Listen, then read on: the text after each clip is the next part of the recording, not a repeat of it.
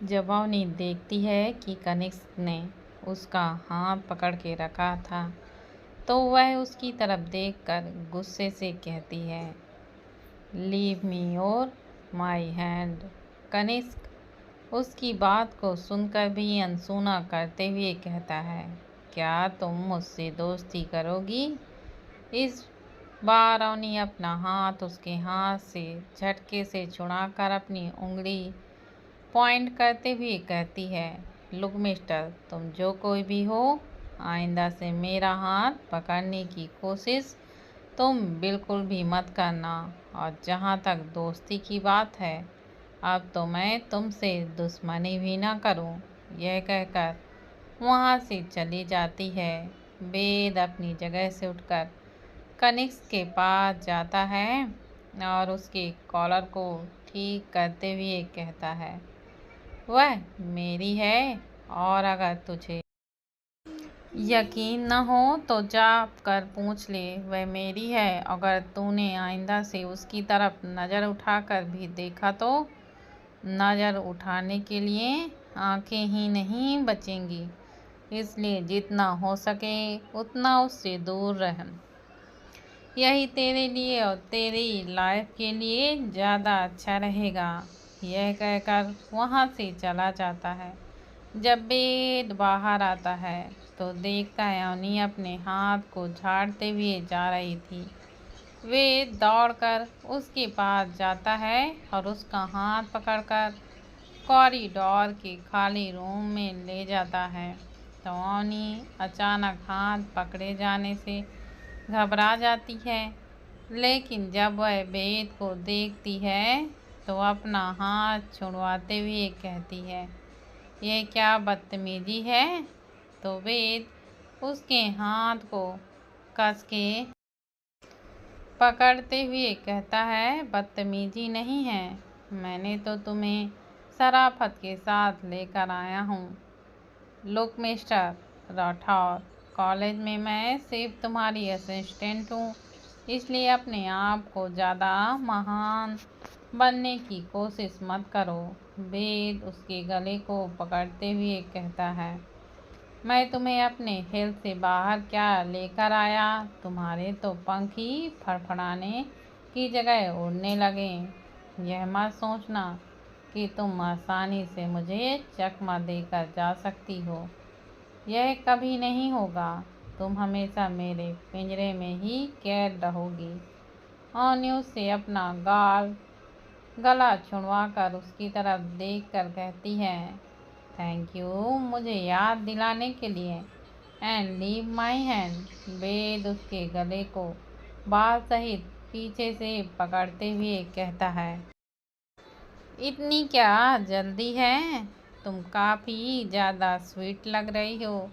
यह कहकर अपने ओंठ अवनी के ओंठों पर रख देता है और उसे फैशन के साथ किस करने लगता है।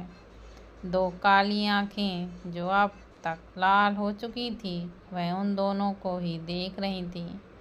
कनिष्क अपनी मुट्ठियों को कसते हुए कहता है, अगर मैंने तुम दोनों का यह बॉस और असिस्टेंट का खेल जल्द ख़त्म नहीं किया तो मेरा नाम भी कनिष्क चौधरी नहीं। अवनी वेद को खुद से दूर करते हुए उसके सीने पर मारती है और कहती है, छोड़ो मुझे। वेद उसे और कस को पकड़ते हुए कहता है, इतनी क्या जल्दी है? और फिर से उसके होठों को चूमने लगता है। कनिष्क से जब बर्दाश्त नहीं होता तब उनकी तरफ वह आता है और वेद को अवनी से दूर कर वेद के मुंह में एक जोरदार घूंसा मारता है। अचानक घूंसा मारे जाने के कारण वे संभल नहीं पाता और उसके होठों के किनारे फट जाने के कारण खून निकलने लगता है। अचानक कॉरिडोर का तापमान पूरे तरीके से गिर जाता है। जब अवनी वेद को देखती है तो उसकी हाथ की नसें और गले की नसें साफ नजर आ रहे थे। उसका खून हरा नजर आ रहा था। वह अपने होंठ के किनारे से निकल रहे खून को पोंछता है और अपनी पीली आंखों से लगातार कनिष्क को घूरने लगता है। कनिष्क ऑनी को अपने पास खींचते हुए कहता है, तुम्हें इससे डरने की ज़रूरत नहीं है। मुझे पता है यह बहुत बुरा है और हमेशा तुम्हारे साथ जबरदस्ती ही करता है। उसकी आवाज़ में भार साफ झलक रहा था। वेद जब ऑनी का हाथ कनिष्क के हाथ में देखता है तो जैसे वह आपे से बाहर हो जाता है और कनिष्क के गले को कसकर पकड़कर उसके मुंह पर 2 घूंसा जड़ते हुए कहता है, तू कौन है और तेरी हिम्मत कैसे हुई हम दोनों के बीच में बोलेगा। फिर उसको और मारता है। ऑनी जब देखती है कि दोनों लड़ रहे हैं तो वह बीच में आते हुए कहती है, तुम दोनों पागल हो गए हो क्या? और उन्हें एक दूसरे से अलग करने की कोशिश करती है, लेकिन वह दोनों तो जैसे आज खून के प्यासे बन चुके थे। ऑनी गुस्से से चिल्लाती हुई कहती है, what the hell is this? बेवकूफ लोग, लड़ना तो लड़ो, मरो, मुझे कोई फर्क नहीं पड़ता।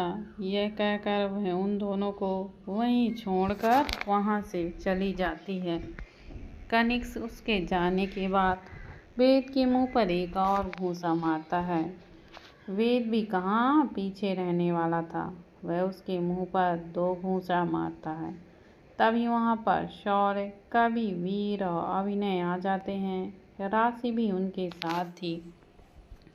राशि और कवि कनिष्क को जल्दी से अलग करते हैं। शौर्य और वीर वेद को उससे अलग करते हैं। शौर्य वेद को देखते हुए कहता है, भाई तू तो यह सब में नहीं रहता, तू क्यों लड़ाई कर रहे हैं इससे? वेद गुस्से से कहता है, इसकी हिम्मत कैसे हुई मेरे और ऑनी के बीच में आने की? उसकी बात सुनकर वह सभी कनिष्क को घूरने लगते हैं। तो कनिष्क गुस्से से कहता है, तेरी कैसी हिम्मत है एक लड़की के साथ जबरदस्ती करने की? वेद अपने पैर उठाकर उसे लात मारते हुए कहता है, वह मेरी गर्लफ्रेंड है। मैं चाहे प्यार से पेश आऊं चाहे जबरदस्ती। तू होता कौन है हम दोनों के बीच में बोलने वाला? कभी उन दोनों के बीच में आते हुए कहता है, देखो हम यहाँ पढ़ने आए हैं, लड़ने नहीं। यह कहकर वह कनिष्क को वहाँ से लेकर चला जाता है। कनिष्क अपनी काली गहरी आंखों से वेद को घूरते हुए चला जाता है। राशि जाते हुए एक बार वेद को देखकर मुस्कुराती है तो वेद उसे अपनी पीली आंखों से घूरने लगता है। उसके बाद अपने आप को वह छुड़ाते हुए कहता है, छोड़ो मुझे। यह कहकर गुस्से से वह वापस क्लास की तरफ चला जाता है। इधर कवि कनिष्क की तरफ देखकर कहता है, कनिष्क तुम पागल हो गए हो क्या? हम यहाँ पर किसी मकसद से आए हैं, लेकिन इसका मतलब यह नहीं कि तुम इन बेवकूफ़ इंसानों से लड़ते फिरो। कनिष्क उसे गुस्से से घूरते हुए कहता है, मुझे वह लड़की पसंद है। उसे देखकर मुझे लगता है कि वह मुझसे कनेक्टेड है, इसलिए वह मुझे किसी भी कीमत पर चाहिए। और वह लड़का, उसे तो मैं वह मौत दूंगा कि वह दोबारा उठने के लायक ही न रहे। इधर ऑनी खुद से बड़बड़ाते हुए कॉलेज के गार्डन में एक बेंच में बैठ जाती है और फिर वह कहती है, यह 2 घन चक्कर मेरे ही गले बनने थे क्या? अच्छा कॉलेज में आकर पढ़ूंगी सोच रही थी, लेकिन एक राक्षस से पीछा छूटा नहीं कि दूसरा चिपकू आकर मेरे गले लग गया। फिर वह अपने पेट में हाथ रखते हुए कहती है, मुझे तो बहुत तेज से भूख लगी है। उसके बाद वह अपनी जगह से उठती है और फिर वह कैंटीन की तरफ चली जाती है। वह खुद में उन दोनों को गालियां देते हुए जा रही थी, तभी वह एक लड़के से टकरा जाती है। वह गुस्से से कहती है, what the hell is this? जब से आई हो तब से कोई न कोई टकरा रहा है, कोई हाथ पकड़ रहा है तो कोई लड़ाई कर रहा है। क्या मैं यहाँ भी चैन से नहीं रह सकती? कॉलेज का पूरा दिन खराब कर दिया। जब वह लड़का आवाज़ सुनता है तो वह आवाज़ की दिशा में देखकर कहता है, ओनी। ओनी जब जानी पहचानी आवाज़ सुनती है तब वह उस लड़के की तरफ देखकर कहती है, नितिन। नितिन ओनी को कसकर गले लगाते हुए कहता है, तुम्हें पता भी है मैंने और अंकल ने तुम्हें कितना खोजा, कहाँ थी तुम इतने समय तक? ओनी रोते हुए कहती हैं, मैं कुछ नहीं बता सकती। नितिन गुस्से से कहता है, क्यों नहीं बता सकती? तुम्हें बताना होगा। पीछे से आवाज़ आती है, वह मेरे साथ थी और अब लाइफ टाइम मेरे साथ ही रहेगी। नितिन जब आवाज़ की दिशा में देखता है तो वेद अपने दोनों पॉकेट में अपना हाथ रखे, आंखों में चश्मा लगाए उन दोनों को ही घूरे जा रहा था। तो नितिन गुस्से से कहता है, हु आर यू? और तुमने अपनी को अपने साथ ज़बरदस्ती क्यों रखा हुआ है? वे जब देखता है कि नितिन कुछ ज़्यादा ही बोल रहा है तो वह उसके पास जाता है और ओनी को नितिन की बाहों से हटाकर खुद की बाहों में लेते हुए कहता है, शी इज़ माई गर्लफ्रेंड और यह मेरे साथ रहेगी, है ना बेबी? यह कहकर वह ओनी को घूर कर देखता है।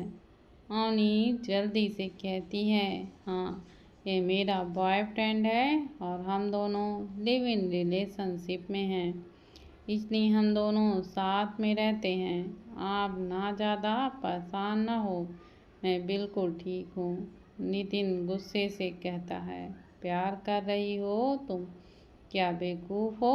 वेद उसकी तरफ देखकर कहता है, जस्ट गेट आउट, क्योंकि तुम्हारी शक्ल देखकर मुझे गुस्सा आ रहा है और मुझे बार बार याद आ रहा है कि तुम कैसे मेरी गर्लफ्रेंड के करीब आए थे। वे जब यह कहता है तो ओनी उसे घूर कर देखने लगती है।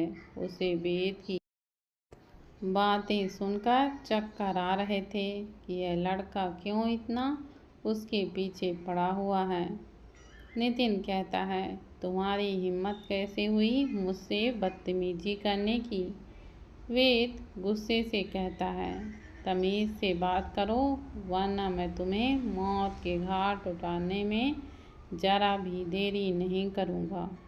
ओनी अपना सिर पकड़ते हुए कहती है, यह लड़का सबसे क्यों लड़ता रहता है मेरे लिए?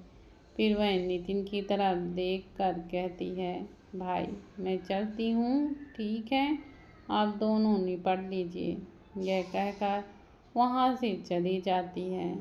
जब वेद ओनी के मुँह से भाई सुनता है तो नितिन को घूरते हुए कहता है, भाई हो मतलब मेरे साले, इसलिए हम दोनों के बीच में आने की कोशिश मत करना, बाकी तो तुम खुद समझदार हो, पता है। और ओनी के पीछे चला जाता है। इधर क्लास में अभिनय ने मानवी को परेशान करके रख दिया था। यह पूछ कर कि क्या वह उसे जानता है। मानवी अपने डेस्क से उठते हुए कहती है, I am so sorry mister, but I don't know who are you. Abhinay जल्दी से कहता है, जान तुम कहाँ जा रही हो, रुको। मानवी जब उसके मुंह से जान सुनती है तब वह उसकी तरफ घूर कर देखती है और कहती है, आइंदा से तुमने मुझे ऐसे नाम से बुलाया तो मुझसे बुरा कोई नहीं होगा।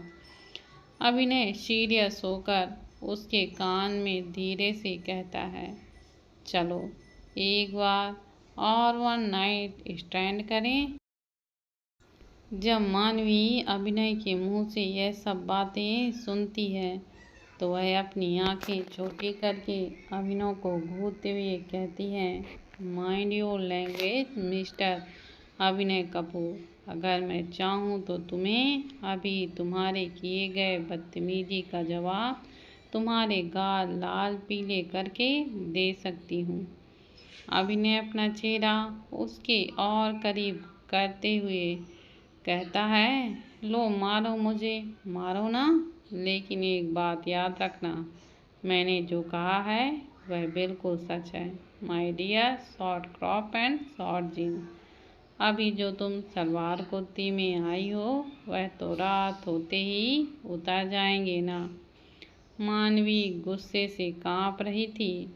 वह अपने गुस्से को कंट्रोल करते हुए कहती है, it's unknown of your business mister अभिनय कपूर। और एक बात, तुम जिस बारे में बात कर रहे हो ना, मुझे नहीं पता, इसलिए बिना मतलब का मुझसे बदनाम करना बिल्कुल बंद करो।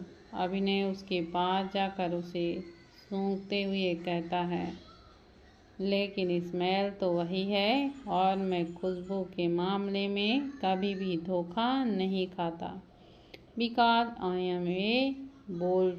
मानवी प्यार से उसके चेहरे पर अपनी उंगली फिराते हुए कहती है, अगर तुम एक भेड़िए हो तो मैं भी एक वेम्पायर हूँ। तुम्हारा खून पीने में जरा सी देर नहीं लगाऊंगी, इसलिए मुझसे दूर रहो। तुम्हारे लिए और तुम्हारी जवानी के लिए अच्छा रहेगा। यह कहकर उसे धक्का देती है और फिर वो वहाँ से चली जाती है। अभिनव उसे देखकर अपने बालों पर हाथ फिराते हुए कहता है, चलो जो मुझे गिर था उसे अब मैं नहीं करूँगा। तुम अब मेरी हो, सिर्फ मेरी। इधर अवनी जैसे ही कैंटीन में पहुँचती है तो वेद उसके सामने आकर बैठ जाता है और कहता है, one black coffee and one Apple juice. तो बेटा जल्दी से चला जाता है। अवनी उसे अपनी आंखें छोटी करके घूरती है लेकिन कुछ नहीं कहती। तभी वहाँ पर ध्वनि, धैर्य, उमंग, ऐश्वर्या, वीर, मिलन, शौर्य और उज्जवल आ जाते हैं और उन्हीं के टेबल के आसपास बैठ जाते हैं। धैर्य, जो कि बहुत कम बोलता था, वह वेद की तरफ देख कर कहता है, हेलो भाई। वेद एक नज़र उसे देखता है और फिर सिर हिला देता है। वेटर अवनी और वेद का ऑर्डर उन दोनों को दे देते हैं। तो अवनी वेद की तरफ देख कर कहती हैं, मैंने कब कहा कि मैं एप्पल जूस पीऊँगी। वेद अपनी जगह से उठकर धीरे से उसके कान के पास जाकर कहता है, तुम्हारे पीरियड चल रहे हैं ना, इसलिए मीठा पीना तुम्हारे लिए अच्छा है। यह कहकर वह उसके कान को धीरे से किस करता है और वापस अपनी सीट पर बैठ जाता है। अवनी उसे अपनी जहरीली आंखों से घूरती है और उस एप्पल जूस के गिलास को पकड़कर एक ही घूंट पर पी जाती है। वेद उसे देखकर मुस्कुराता है और अपना मोबाइल में ईमेल चेक करते हुए अपनी कॉफ़ी का धीरे धीरे सिप लेने लगता है। तभी वहाँ पर अभिनय भी आता है और फिर वेद और अवनी के पास वाली चेयर पर बैठते हुए, हाय। अवनी अभिनय की तरफ देखकर मुस्कुराती है और कहती है, हेलो अभिनय। अभिनय अवनी से फ्लर्ट करने के अंदाज में कहता है, आपके मुंह से मेरा नाम कितना अच्छा लगता है ना, एक बार फिर से कहिए। तो उसकी बात सुनकर अवनी एक जान लेने वाली स्माइल के साथ कहती है, अभिनय। अभिनय अपने दिल के पास हाथ रखते हुए कहता है, हाय। आपके मुंह से अपना नाम सुनकर मेरा नाम मुझे दुनिया में सबसे ज़्यादा खूबसूरत लगने लगा।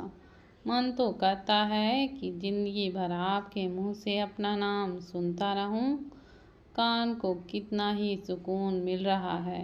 तभी वेद की डरावनी आवाज उन सबके कान में पड़ती है। अगर तुम्हारे कान को इतना ही सुकून मिल रहा है तो ऐसा ना हो कि मैं तेजाब डालकर उनका सुनना ही बंद कर दूं। उसकी इतनी डरावनी धमकी को सुनकर अभिनय भी एक पल के लिए डर जाता है और फिर वह अपने डर को छुपाते हुए कहता है, भाई तुम मुझे ऐसी धमकियां नहीं दे सकते। वे एक नज़रों से देखता है और कहता है, तो तुम भी मेरी असिस्टेंट के साथ ऐसे फ्लर्ट नहीं कर सकते, खासकर मेरे सामने। उसके बाद वेद ने धीरे से अवनी के कानों में कहा, अभिनय से दूर रहो क्योंकि वह सिर्फ लड़कियों को कपड़े की तरह बदलता है और वह एक हैफसी है। वेद की बात सुनकर अवनी अजीब नज़रों से अभिनय को देखती है और उससे दूरी बनाकर बैठ जाती है। अभिनव को थोड़ा अजीब लगता है लेकिन वह ज़्यादा माइंड न करते हुए वेटर से कहता है, वेटर मेरे लिए एक सैंडविच, गुलाब का जूस और चमेली की चाय लेकर आओ। अभिनय की बात सुनकर अवनी उसे कुछ देर घूर कर देखती है। उसकी बात पूरे तरीके से उससे दूर होकर वेद से एकदम चिपक के बैठ जाती है। वेद अपना हाथ उसके कमर पर रख लेता है और कहता है, रिलैक्स स्वीट हार्ट, वह तुम्हारे साथ कुछ भी नहीं करेगा, मैं हूं ना। तो अवनी उसे खुद से दूर करते हुए कहती है, तुम सब एक जैसे हो, मुझे तुम में से किसी से बात नहीं करनी। यह कहकर वह वहाँ से उठकर भाग जाती है। उसको इस तरह से भागता हुआ देख अभिनय कहता है, तुमने क्या कहा है उससे जो वह ऐसे भाग रही थी? वेद बिना एक्सप्रेशंस के साथ कहता है, उसे वही बताया जो तुम्हारी असलियत है। अभिनय गुस्से से कहता है, तुम्हारे कहने का क्या मतलब? वेद मुस्कुराकर कहता है, यही कि यू आर हौसी। अभिनय चिल्लाते हुए कहता है, यह तुम क्या कह रहे हो? मैं हौसी नहीं हूँ। तुम मुझे दूसरों के सामने क्यों गिरा रहे हो? वेद बिना किसी एक्सप्रेशन के साथ कहता है, जो लोग पहले से ही गिरे हुए हैं उन्हें गिराया नहीं जाता, समझे मेरे भाई। इसीलिए सुधर जाओ और मेरी असिस्टेंट से दूर रहो। तो जो तुम्हारी बची कुछ इज्जत है उसे मैं उसके सामने न्यौछावर नहीं करूँगा। यह कहकर वह भी वहाँ से चला जाता है। उसके जाने के बाद सभी लोग अभिनय को देखकर हंसने लगते हैं। अभिनय गुस्से से कहता है, मैं तुम्हें छोड़ूंगा नहीं। इतनी खासी लड़की मिली थी, उसके भी सामने मेरी इज्जत की भजिया पाला करा दिया। तभी उसकी नज़र मानवी और उनके दोस्तों पड़ती है जो कि वहीं पर बैठी हुई थी और मानवी उसे बहुत ही अजीब नज़रों से देख रही थी। अभिनय का तो मन हो रहा था कि वह अभी वेद का गला ही घोंट दे। उसके बाद में फिर ठीक उसी समय वेटर उसका ऑर्डर लेकर आता है और कहता है, शराब का ऑर्डर। अभिनय उसे घूर कर देख कर कहता है, रख वो मेरे सिर पर रखो। वेटर उसकी इतनी डरावनी आवाज़ सुनकर डर जाता है और टेबल पर रखकर जल्दी से वहाँ से चला जाता है।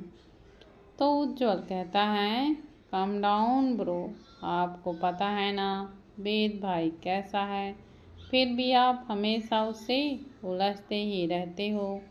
वह अपनी चीज़ों के लिए बहुत ज़्यादा पजेसिव है और मुझे लगता है वेद भाई को उस लड़की की आदत हो रही है,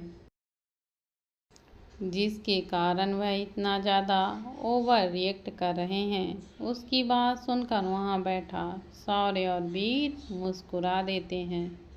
इधर अवनी सीधा क्लास में आकर बैठ जाती है। तभी वहाँ पर राशि उसके बगल में आकर बैठते हुए कहती है, क्या मैं तुम्हारे साथ बैठ सकती हूँ? अवनी उसकी तरफ देखकर कहती है, तुम मेरे साथ बैठ सकती हो। राशि उसकी तरफ देखकर कहती है, मेरा नाम राशि है। अवनी मुस्कुराकर कहती है, और मेरा नाम अवनी सचदेवा है। राशि बात को बदलते हुए कहती है, वैसे तुम उस लड़के की असिस्टेंट हो तो? अवनी उसकी तरफ देखकर कहती है, वह हम सबका प्राइवेट मामला है। मैं इस बारे में किसी को भी नहीं बताना चाहती हूँ और मैं यह आशा करूँगी कि तुम भी मुझसे दोबारा इस बारे में नहीं पूछोगी। राशि को थोड़ा तो गुस्सा आता है, लेकिन वह अपना गुस्सा जाहिर न करते हुए कहती है, हाँ मैं भला क्यों कुछ कहूँगी। तभी वहाँ पर वेद आ जाता है और वह अवनी के हाथ को पकड़कर कहता है, चलो चलते हैं, आज के जितने भी इम्पोर्टेंट लेक्चर थे सभी हो गए हैं और मुझे ज़रूरी काम है। यह कहकर बिना उसकी बात सुने उसे खींचते हुए ले जाता है। राशि वेद को जलती हुई आंखों से घूर रही थी। तभी वहाँ पर कवि आ जाता है और पीछे से हक करते हुए कहता है, एक बात याद रखना, तुम मुझे चीट करने के बारे में सोचना भी मत, वरना मुझसे बुरा तुम्हारे लिए और कोई नहीं होगा। क्योंकि मैं जब से आया हूँ तब से देख रहा हूँ तुम उस लड़के की तरफ अट्रैक्ट हो रही हो। राशि अपने आप को कवि से छुड़वा कर कहती है, उस लड़के का ऑरा देखा है तुमने? उसकी पर्सनालिटी में क्या कोई भी लड़की उसकी तरफ अट्रैक्ट हो सकती है? कवि उसके गाल को कसकर पकड़ते हुए कहता है, और तुम सिर्फ मेरी हो इसलिए तुम किसी और की तरफ अट्रैक्ट नहीं हो सकती। कनिक्स पीछे से कहता है, मैं जा रहा हूँ। यह कहकर वह बिना उन दोनों की बातें सुने हुए वहाँ से तुरंत चला जाता है। इधर वेद पार्किंग एरिया में अपनी गाड़ी निकालने गया हुआ था। अवनी वहीं पर खड़ी उसका वेट ही कर रही थी कि तभी कनिक्स उसके पास आता है और उसका हाथ पकड़कर कहता है, तुम उसके साथ क्यों जा रही हो? मेरे साथ रहो। अवनी अपना हाथ छुड़ाते हुए कहती है, यह क्या बदतमीजी है? कब से देख रही हूँ।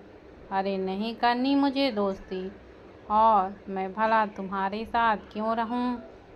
तो कनिक्स उसके करीब आते हुए उसका चेहरा पकड़कर कहता है, पता नहीं क्यों मुझे लगता है कि तुम्हारा और मेरा कोई पुराना गहरा रिश्ता है, इसीलिए मैं तुम्हें पाना चाहता हूँ। अपने इतने करीब कनिक्स को देख कर अवनी उससे दूर होते हुए कहती है, यह क्या बदतमीजी है, दूर रहो मुझसे। अचानक कनिक्स गुस्से से उसके गले को पकड़ते हुए कहता है, कब से मैं देख रहा हूँ प्यार से बात कर रहा हूँ। इसका मतलब यह नहीं है कि अपने आप को कहीं की हीरोइन समझ लो। मुझे लड़कियों से दोस्ती करने में कोई इंटरेस्ट नहीं है। तुम वह पहली लड़की हो जो मुझे अपनी लगी। कहते हुए वह उसके होठों के करीब आने की कोशिश करता है। तभी वेद पीछे से आकर उसे अपनी तरफ घुमाता है और उसके मुंह पर एक जोरदार पंच मारते हुए कहता है, कमीने, तुझसे कहा था ना दूर रहना इससे, फिर भी तुझे समझ नहीं आ रहा। लगता है तुझे तेरी जान प्यारी नहीं है। यह कहकर वह जैसे ही आगे बढ़ता है तो अवनी उसका हाथ पकड़कर खींचते हुए कहती है, मुझे यहाँ पर कोई लड़ाई झगड़ा नहीं चाहिए, चलो यहाँ से।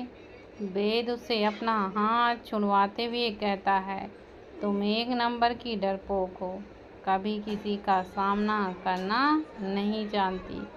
तो अवनी नम आँखों से उसकी तरफ देखकर कहती है, ठीक कहा है तुमने, मैं किसी से सामना नहीं करना जानती। अगर जानती तो तुम मुझे अपने साथ ज़बरदस्ती तो बिल्कुल ही नहीं रख सकते थे। अब तक मैं तुम्हारे चंगुल से आज़ाद हो चुकी होती। उसकी बात सुनकर वेद गुस्से से उसके गले को पकड़ते हुए कहता है, अगर तुम मुझसे दूर जाने की कोशिश भी करती तब भी तुम मुझसे दूर नहीं जा सकती। यह कहकर वह उसे कार में बैठाता है और सीट बेल्ट लगाकर दूसरी तरफ से आकर कनिष्क को घूरते हुए वहाँ से फुल स्पीड से निकल जाता है। कनिष्क, जिसके होंठों के किनारे से हल्का खून निकल रहा था, वह शैतानी मुस्कुराहट के साथ कहता है, आखिर मुझे वह मिल ही गई। फिर वह टेलीपैथी करता है, मैं आज आ रहा हूँ और आपको पूरी सच्चाई मुझे बतानी होगी। लेकिन दूसरी तरफ से कोई रिप्लाई नहीं आता। इधर वेद गुस्से से गाड़ी चला रहा था। तभी अवनी कहती है, मुझे मॉल जाना है।